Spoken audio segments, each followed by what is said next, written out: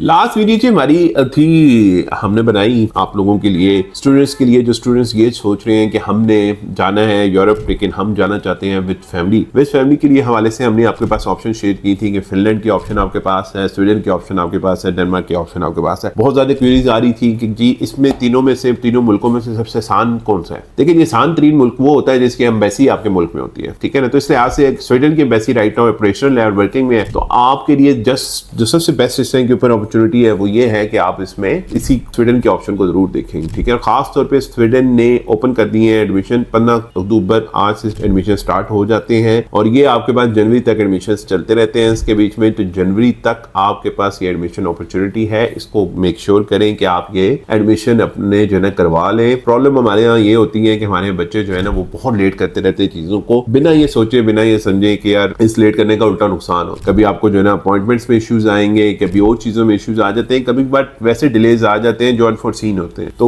Make sure करें कि अपने ये डिलेज फजूल में मत ना लें, ठीक है ना। अगर आपकी चीजें पूरी हैं, डॉक्यूमेंट्स पूरे हैं, submit them, get an offer letter, admission का अपना प्रोसेस स्टार्ट कराएं। स्वीडन के बीच में सबसे अच्छी अपॉर्चुनिटी ये है कि बैचलर्स और मास्टर्स दोनों के एडमिशन ओपन हो चुकी हैं, प्लस आपको हर फैसिलिटी मिल जाती है स्वीडन में जाके। आप जो है काम भी कर सकते हैं, आप फैमिली मूव करी है तो फैमिली वाले जो बंदा मूव कर रहा है, खातून है और आपने वहां जाके पढ़ाई करनी है तो आपको जो हस्बैंड है उनको फुल टाइम अलाउड होता है वहां पे जाके काम करना। तो ये सारी अपॉर्चुनिटीज आपको वहां पे मिल रही होती हैं। सो प्लीज इस चीज को इंश्योर करें, इस चीज को माइंड में रखें कि यार हमने अगर जाना है और हमने प्लान किया हुआ है कि हमने स्वीडन जाना है तो उसको हम डिले मत करें, ठीक है ना। Embassy is working right now, only one requirement coming from the embassy and that is कि आपने फी जो है वो पूरी साल की पे करके जानी है, इंस्टॉलमेंट्स में आप पे नहीं कर सकते, ठीक है ना। और ये तकरीबन यूनिवर्सिटीज जितनी भी है यूरोप की उन सारों में अब ये आ रहा है कि आपने फी जो होती है वो पूरी पे करके जानी होती है। क्योंकि हमारे यहाँ अल्हम्दुलिल्लाह आपको पता है कि बच्चे जो है ना वो बड़ी जो पहले गए हुए हैं उन्होंने काफी इस तरह की हरकतें करते हैं जिसकी वजह से पीछे उन लोगों को तकलीफ में डाल देते हैं। लेकिन अभी ये इंप्लीमेंटेशन ऑल ओवर यूरोप हो चुकी है तकरीबन कि आपको जो फी है फर्स्ट ईयर की वो आपको फुल पे करके जानी होती है। कौन कौन से कोर्सेज अवेलेबल हैं, किन किन कोर्सेज में आप जा सकते हैं, क्या क्या डिटेल्स हैं उन कोर्सेज की, ये जो भी इनटेक है इसमें कौन कौन सी कोर्सेज की अवेलेबिलिटी है, ये सारा आप हमारे से डिस्कस कर सकते हैं, हमारी टीम से डिस्कस कर सकते हैं। राता नंबर आपके पास है। बाकी आप हमारा ऑफिस जो हेड ऑफिस है IET मरकज इस्लामाबाद में उसको विजिट भी कर सकते हैं, डिटेल से डिस्कस कर सकते हैं, मेरे साथ पर्सनली आके डिस्कस कर सकते हैं उन अपॉर्चुनिटीज के ऊपर कि कहां जाना चाहिए, किन कंट्रीज के बीच में अवेलेबिलिटी है इस टाइम के ऊपर। लेकिन स्वीडन के लिए बार बार मैं कह रहा हूं कि आज से स्टार्ट हो गई है दाखिले एंड ऑल, मेक श्योर करें कि आप अपने जो है इस चीज में जरूर करें। आइल्स की रिक्वायरमेंट होती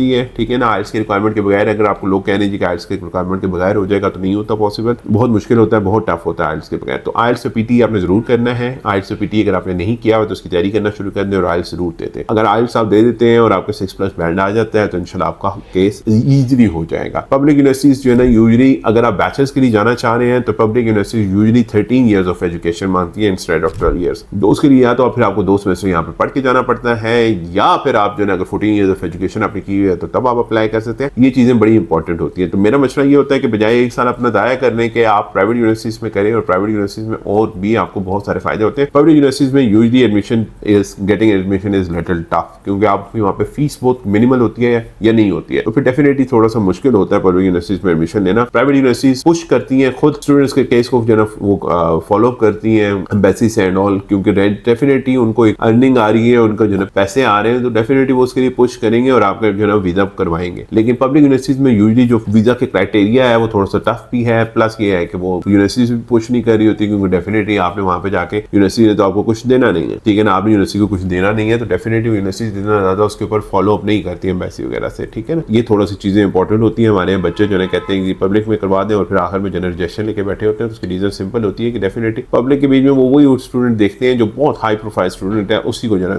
एडमिशन वगैरह मिलते हैं। तो if you are a genuine student, you want to go and live in Sweden with your family, best time है, डोंट वेस्ट इट, टाइम जाया मत करें।